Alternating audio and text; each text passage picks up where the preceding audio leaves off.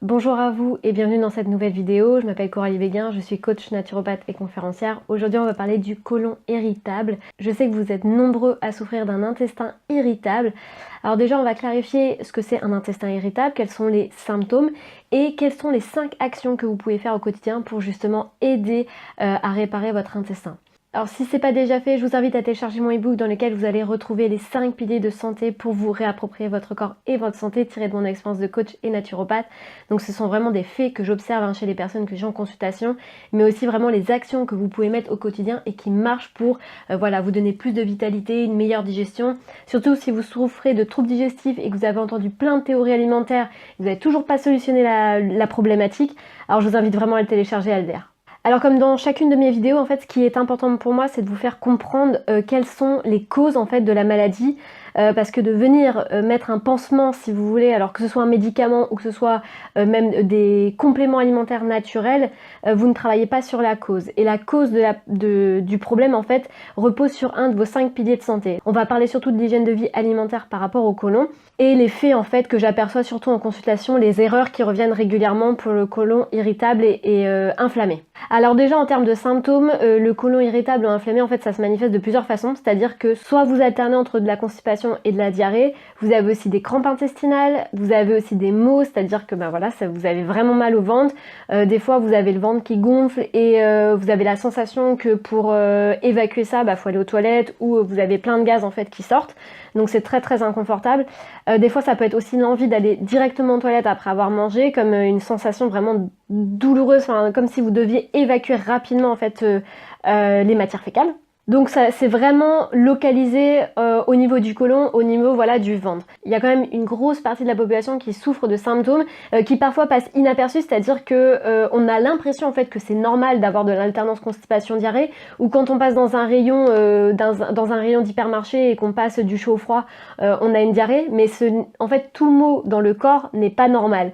Votre digestion, tout ce que vous pouvez faire avec votre corps, vous ne devriez pas sentir en fait des symptômes tels que celui-ci en fait au niveau de votre intestin. Alors je vais vous donner 5 actions que vous pouvez faire au quotidien pour justement aider votre intestin. Les faits que j'aperçois en consultation chez les personnes qui ont de l'intestin irritable, c'est vraiment ce que j'accompagne le plus, tout ce qui est troubles digestifs en consultation.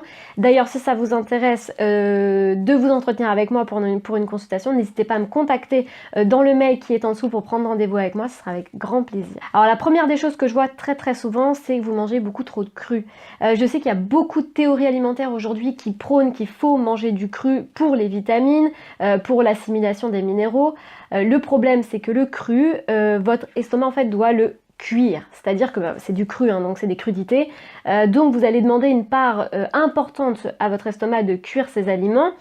Ça vient irriter la flore intestinale quand ils sont pris en trop grosse quantité, les fibres, que ce soit même des assiettes entières de légumes, même cuits, ça reste des fibres, et les fibres en cas de côlon inflammé et irrité, il va falloir en fait les réduire, ou en tout cas avoir des fibres douces, ce qu'on appelle. La deuxième chose que j'aperçois, c'est que vous mettez jamais votre tube digestif au repos. Alors j'aime beaucoup cette image, mais le tube digestif c'est comme un muscle, et si vous venez le solliciter constamment, au bout d'un moment en fait il va y avoir des tendinites, il va y avoir des maux, et en fait le tube digestif c'est exactement pareil. Il va vous dire à un moment il y a un truc qui déconne parce que vous le sollicitez constamment. Soit vous venez prendre des cafés pendant toute la matinée, du coup vous êtes constamment en train de digérer, vous faites des collations à 10h30 puis vous remangez vers 11h avant de passer à table, ou vous avez des collations aussi vers 16h30, 18h, et finalement en fait votre tube digestif il est tout le temps en train d'être activé.